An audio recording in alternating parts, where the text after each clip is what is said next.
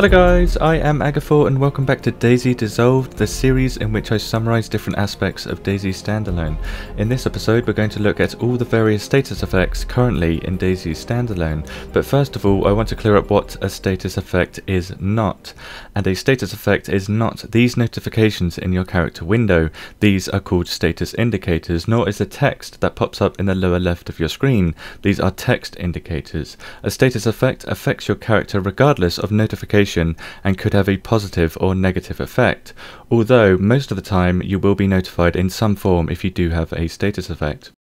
In DayZ Dissolved episode 2, where I go over secondary stats, I explain the status effects of hunger, thirst, being stuffed and temperature, so I won't include those in this video, but I do wish to elaborate on one particular status effect caused by temperature that I did not cover in that video. This status effect is known as the shakes by the community and looks something like this. This status effect is caused by your temperature being too low and can affect your aim drastically over long distances, but is still a little buggy. Sometimes you won't have the cold status indicator in your character window when you have the shakes, but you will still be shaking. The cure is simply to sit next to a fire for a minute or two. A splint, morphine auto-injector, painkillers or anything else for that matter will not cure this status effect. One status indicator that is cured by using a splint or morphine auto-injector is fractures caused by taking damage in the arms or legs. However, sometimes you can have a fracture without the fracture status indicator being visible in your character window. A fracture can also be cured at these mesh tents, not that you wouldn't have a splint by the time you get to one of these tents. Fractures and even death can also be caused by taking fall damage. Falling from just a few meters can get you killed. If you don't die from a few meters, your screen will probably shake and flash grey.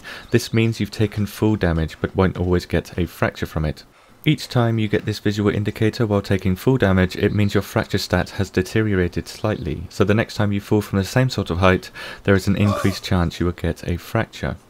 When you take fall damage, your pants, items within your pants and your shoes will absorb some of the damage you receive from falling until they become ruined. If your shoes become ruined and you run around, you will receive what I'll just call foot damage, otherwise known as foot injury.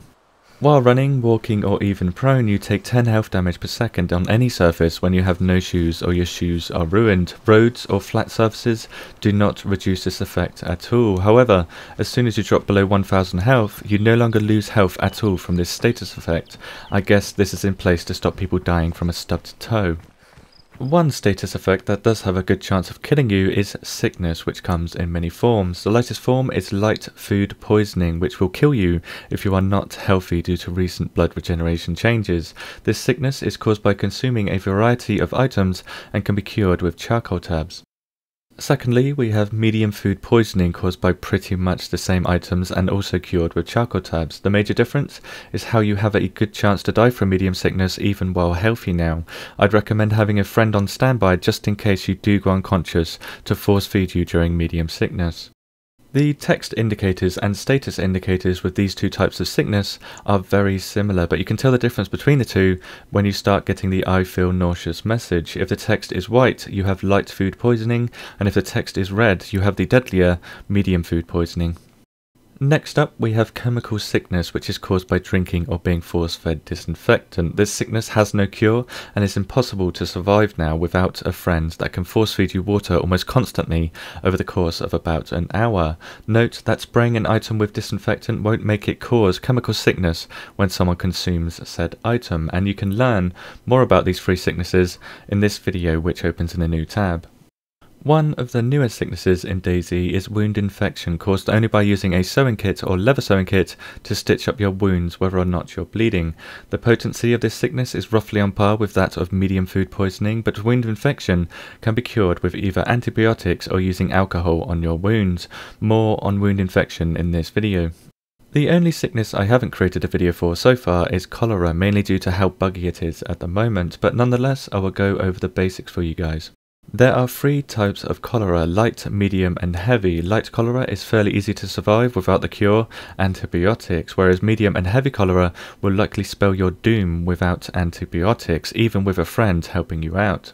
Be aware that you lose a monstrous amount of water per second while you have cholera. Cholera is one of the first sicknesses to be transferable to other players in game, and the chances of catching cholera is solely based on how healthy you are. As a rule of thumb, the lower you are on blood, the higher chance you have of catching cholera when drinking from ponds and rivers. Wells won't give you cholera at all, and you can always use water purification tablets on water containers if you have no choice but to drink from pond or river water. Cholera is known as a disease, and so is Kuru, caused by eating any form of human meat. Kuru will cause your character to make crying sound effects now and again, and cause you to twitch, which affects your aim. There is no cure for Kuru, and the only way to stop this status effect is to kill yourself and respawn. To bust a myth that has been floating around since sickness was first introduced, forcing yourself to vomit will not cure any type of sickness. Vomiting will only remove the status indicator from your character window. This is a known bug. Moving on to a very common status effect, unconsciousness, which is caused by being below 500 blood or your shock value exceeding your blood value. You lose 30 shock per second passively, or if CPR'd by another player, an additional 50 shock per second. Alternatively, the EpiPen can be used to revive players that are not below 500 blood instantly.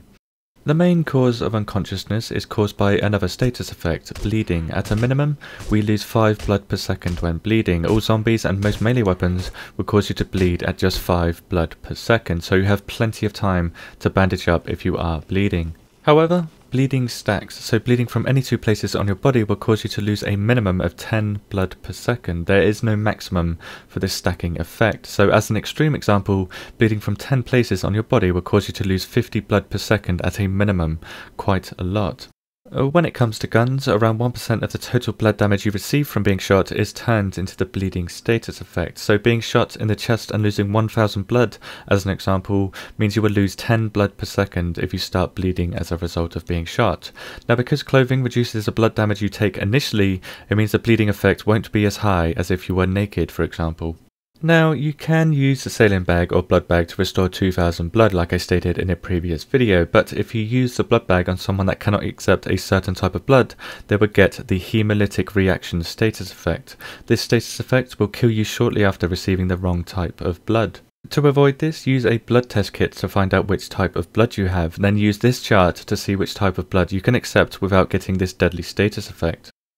A not so deadly status effect is wetness, caused by absorbing water. The more clothing you have on, the more water you can absorb, but you can wring out your clothing or set next to a fire to remove these 3 stages of wetness. These are damp, wet and soaked, with each stage decreasing your heat comfort value a fair amount. So that is it for status effects. I will leave the videos I've mentioned in this video here, which all open in new tabs, and I will leave a nice gap here for future status effects which have not been added to DayZ yet. Thank you for watching. If you have any questions, let me know in the comments, and I will see you in the next video.